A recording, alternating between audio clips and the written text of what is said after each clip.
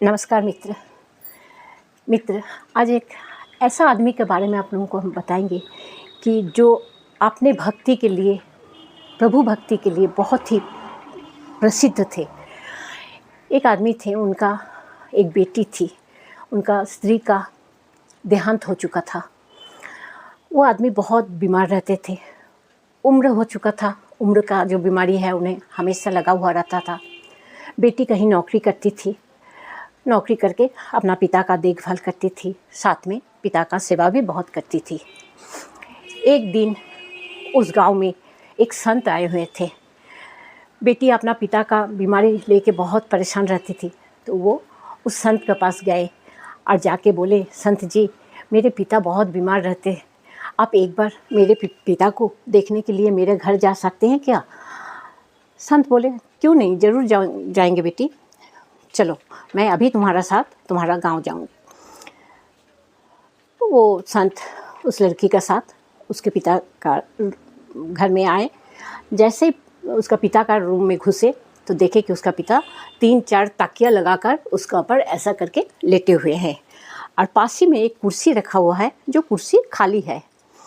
तो संत जी उनको जाकर नतमस्तक करते हुए कहे कि लग रहा है शायद आप मेरी इंतज़ार कर रहे थे कुर्सी लगाकर, ताकि हम आके आपके सामने बैठ सके। तो वो आदमी बोले, बूढ़ा आदमी बोले कि जी नहीं, ये कुर्सी आपके लिए नहीं, ये हम दूसरा कारण से यहाँ रखे हैं। कृपया आप एक काम कर सकते हैं, आप पहले दरवाज़ा को बंद कर दीजिए, उसके बाद हम आपसे बात करेंगे। संत को थोड़ा सा आश्चर्य लगा कि क्या बात है, दरवाज़ा बंद करने बोल रहे हैं। तो मुस्कुराते हुए दरवाज़ा को बंद करके आके उस बूढ़े आदमी के पास बैठ गए और बोले कि क्या बात है? बोला, नहीं, आज तक हम ये राज जो है ये मेरा घर में किसी को नहीं बताए, अपना बेटी तक को भी हम नहीं बताए। देखिए, आज से 4 साल पहले तक मैं प्रत्येक दिन मंदिर जाया करता था और भगवान के सामने पूजा पाठ करते थे, लेकिन एक बार जब मेरा तबीयत बहुत ख़राब होने लगा तो मेरा मन ख़राब हो गया कि अब मैं मंदिर नहीं जा पाऊँगा।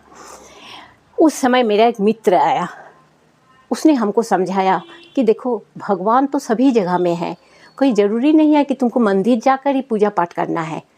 तुम अपने सामने एक कुर्सी रखो और अपना ही मन में सोचो कि इस कुर्सी का ऊपर भगवान जी बैठे हुए हैं और उनके सामने हाथ जोड़कर उनके साथ बातें करो, उनका प्रार्थना करो, देखना भगवान तुम्हारा सभी प्रार्थना सुनेंगे।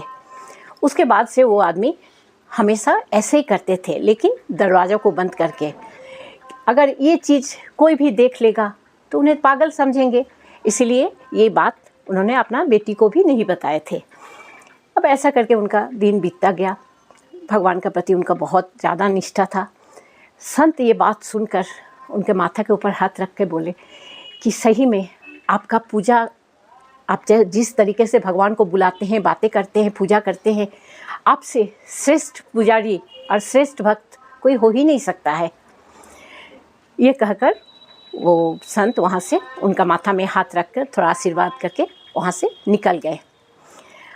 संत चले जाने के बाद उनका बेटी घर लौटे तो उनका पापा बोले कि देखो, आज संत आके हमें आशीर्वाद दे गए हैं, हो सकता है हम शरीर से ठीक हो जाए, लेकिन बेटी उम्र हो गया, अब भगवान के पास चला जाना ही ठीक है, नहीं तो तुम्हें भी तो बहुत परेशानी होती है। तो बेटी बोले, नहीं पापा, ये आप क्या बोल रहे हैं, मुझे क्यों परेशानी होगी। उसके बाद 4-5 दिन के बाद वो लड़की फिर संत के पास गए, जाके बोले, संत जी मेरे पिता गुजर गए हैं। तो संत जी ने पूछा, गुजर गए? बोला, हाँ, जिस दिन आप मेरे पिताजी से मिलने गए थे उसका ठीक 4 दिन के बाद आज भोर में मेरा पिताजी गुजर गए। लेकिन एक बात का हमको समझ में नहीं आ रहा है, मेरे पिताजी का जिस समय मृत्यु हुआ, उन्होंने एक बगल में कुर्सी रखा हुआ था, उस कुर्सी का ऊपर ऐसा करके अपना माथा को रख के सोकर उनका मौत हुआ। ठीक लग रहा है कि उन्होंने किसी के गोदी के ऊपर अपना माथा को रख के सोए हैं। तो संत जी ने फुट फुट कर रोने लगे और बोले कि बेटी, तुम्हारा पिता स्वयं भगवान के गोदी में अपना सर को रख के अपना मौत को अपने ऊपर लिए। भगवान से हम भी यही प्रार्थना करेंगे, जब मेरा मृत्यु का समय आए तो मुझे भी उस तरह से ले जाए। तुम्हारा पिता बहुत ही भाग्यवान थे, स्वयं भगवान उसे अपने पास ले गए हैं। देखिए, हम लोग अगर भक्ति श्रद्धा से भगवान का पूजा करते हैं तो कहीं पर भी बैठकर हम लोग कर सकते हैं। उसके लिए हम लोगों को अलग से ना मंदिर जाने का ज़रूरत है, ना हमारा पूजा रूम में जाके पूजा करने का ज़रूरत है। हम कहीं पर बैठ के भगवान को पूजा, भगवान का ध्यान, भगवान का शरण कर सकते हैं। मन का जितना दुख का बात, सुख का बात, सब भगवान से अगर हम लोग दिल से करते हैं तो भगवान भी उसे सुनते हैं और उसका समाधान कर देते हैं। ठीक है मित्र, अगर ये कहानी आप लोगों को अच्छा लगा तो ज़रूर सब्सक्राइब कीजिएगा, शेयर कीजिएगा। नमस्कार।